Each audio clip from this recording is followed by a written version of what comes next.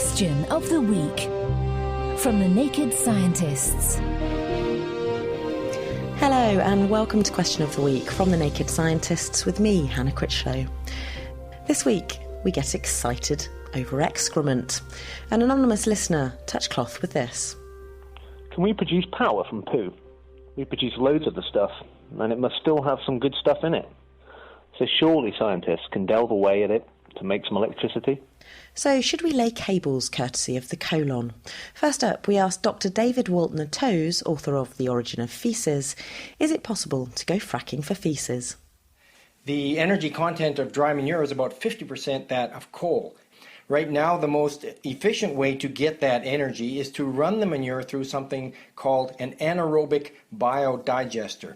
So the manure is run into a contraption where certain bacteria, in the absence of air, will capture methane from the manure, which would otherwise be just released into the environment.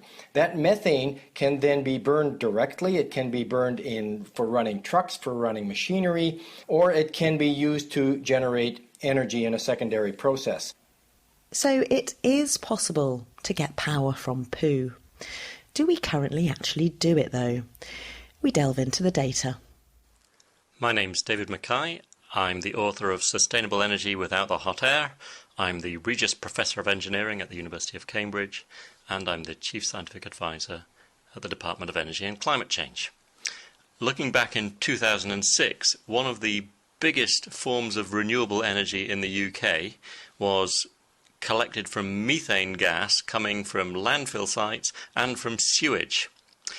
The scale of this, well, in 2006 it was about 0.3 kilowatt hours per day per person coming from all forms of waste, and that made it the biggest renewable at the time. Since then, wind has overtaken, incidentally.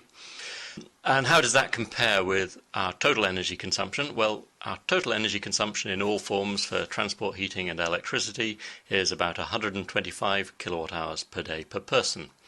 So we do produce power from poo, but it's not as big as our total power consumption at all.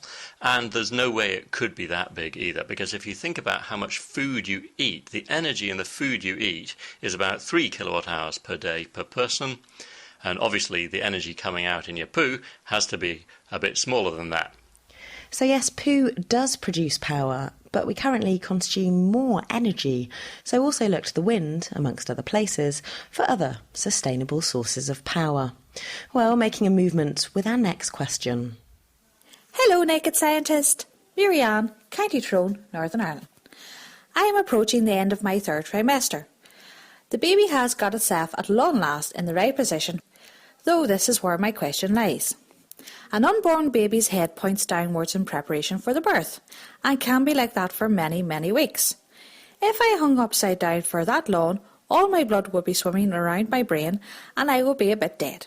So how come an unborn baby is okay? Thank you. So how does a baby withstand a prolonged headstand in the womb?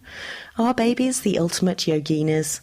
Let us know what you think. You can send us your thoughts to studio@thenakedscientists.com. You can tweet at Naked Scientists.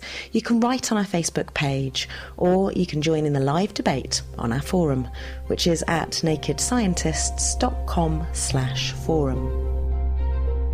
The Naked Scientists Question of the Week, brought to you in association with the Houter Wisman Foundation, supporting science and education from Alpha to Omega.